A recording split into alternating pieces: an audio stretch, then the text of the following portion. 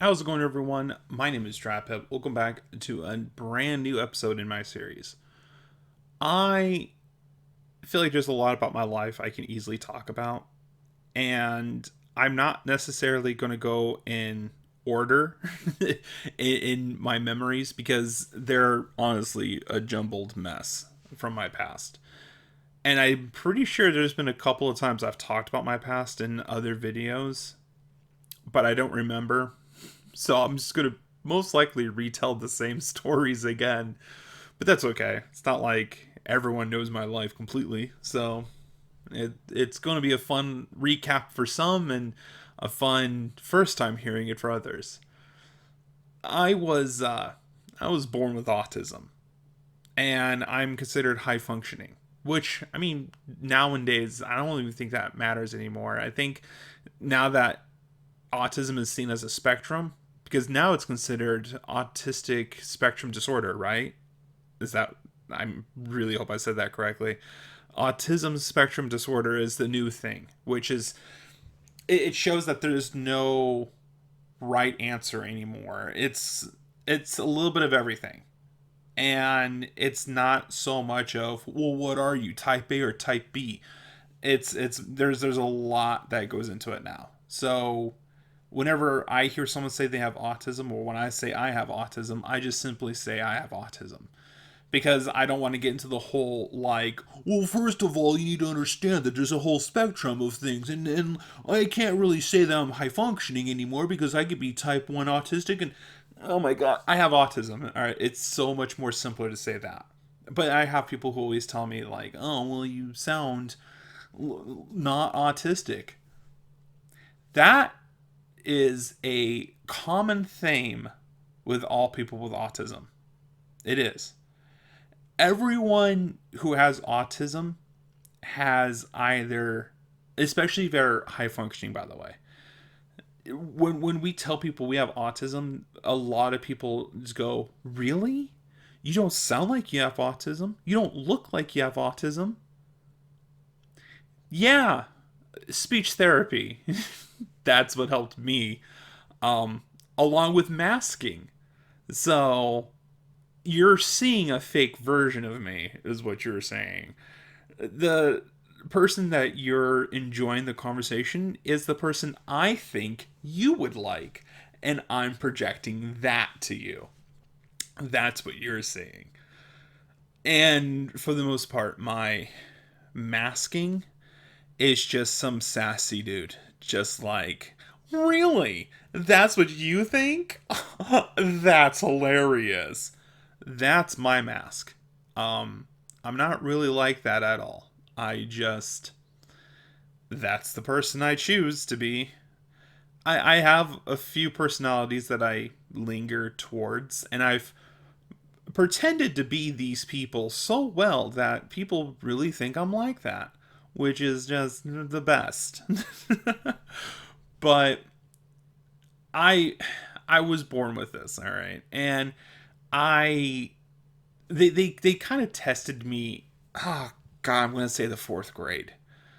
And when it happened, and I've talked to my parents about this a couple of times just to see if I have the story down between my mom and dad. And there was some things that they had to fill me in, things that I had forgotten about. But for the most part, my memory of it is not too far off. So I had a classroom, and this classroom kind of taught different, curriculums, different classes. And so they had called my parents in to sit into one of the classes because they noticed that I was kind of falling behind. So I would be there with my journal, and I'd be, doing the whole assignment. And there was a moment when they were trying to do like the math equations. And the teacher was like, "What's 2 plus 2?" And I was like, "Oh, I know this one." He's like, "Yeah, what is it?" It's like, "It's 4." Like, all right, good. So they moved on. And then it'd be like, a few equations later, and then they'll be like, "What's 5 plus 5?" And someone else would answer it, and I'm still trying to figure it out in my own head. And finally, I'd be like, "Oh, I know the answer." And it's like, "What is it?" "It's 10." I'm like, "What?" "The answer is 10." We're doing history now. And and and I guess everyone, because like we had like these little like boxes, they're like cubbies or something, and all of our stuff was shoved into these things and under our seats. I'm not making that up. We had like all of our work assignments under our chairs, and we'd slide them out and we'd grab what we need to work on. So they did that, and then they were like, we think your son is falling behind because he might actually have a disability. So they took me into a room and they tested me to see if I have autism or not. And believe it or not, that same test is the test they give you when you're applying for SSI. Believe it or not, which I think is hilarious. Here's the test. All right, if you want to study up on it for your SSI, test, your Social Security income for autism. The first thing they do is they give you a bunch of blocks and they tell you to make a design out of those blocks, and then they tell you like, remember these words: car, cat, house. And then they'll be like, how'd you get here? It's like, oh, I drove here. Okay. What if I gave you $20 and you gave me such and such money, how much change do I owe you? And you're like, oh, it'd be this amount of money. Okay, what were those three words again? And you had to like repeat those words back. And when I did the test as a child, I could not follow the orders, the assignment. And like, oh yeah, your son has autism. And when I did this as an adult for my SSI, I was baffled. I was like, wait a minute. Wait, no. We did this when I was a kid. We're doing this again? The same test? I'm pretty sure I can nail it this time. Well, guess what? If you nail it, you don't get it. If you can nail the test, you don't get it. And I have friends who had told me they purposely failed the test for SSI, which tells me that that's not an effective system, if that's the case. How is it we're still testing SSI like this? Why are we testing it like that? I swear to you, that's how they test SSI. When you go in for your Social Security income for having autism, because I can use the help. I definitely can.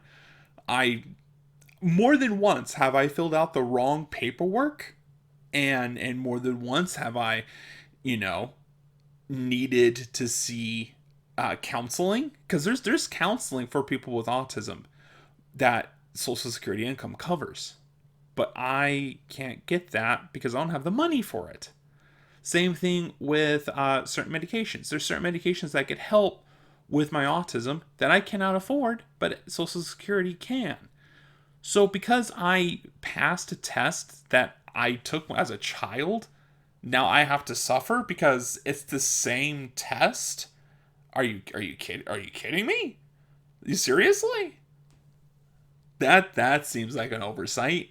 That I feel like there should be a better test than that. There's better tests online that determines what kind of autism you are. It tells you all the different things that you have. And that, I feel like if I'm willing to take that test, that should be what gets submitted for Social Security. Not this, put these blocks together in a certain pattern, this time limit. Are you serious? What's stopping me from not doing it properly? In fact, the last time I did the test, because I've taken this test 3 times, and each time they had asked me, so what's different? What's changed in your life? Because that tells me you're way worse than you were before. What's happened? I don't know, man. Not much. I got older. The first time I took this test was like 19. Now I'm like 35, I think. I don't know my age that well. I know I'm 30 something. I don't. After I hit 30, I truly stopped keeping track of that. Whenever I have to figure out how old I am, I just take the current year and I subtract it from the year I was born, which was 1991. I'm sure there's people who are like going into their calculators, like, I know how old you are. They'll put in the comments anyways, you're this age. I figured it out. I cracked the code. I feel like Social Security needs to be fixed. It really does. And for a lot of people with autism, it becomes a hassle because they have to pick and choose who gets it and who's not going to get it because there's not enough money for Social Security. And it's not like it's a guaranteed thing either. Just because you have it doesn't mean that you're going to keep it. They can pull it at any time.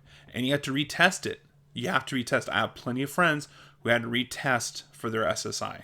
Yeah, it's like an annual checkup. They're just like as if you're going to be cured all of a sudden, magically. It's like, oh yeah, well, you're doing better now than you were the first time you took it. So I guess you're just, you don't need it anymore. I guess you got better. I think that's ridiculous. But that's going to be it for this episode. Thank you for listening.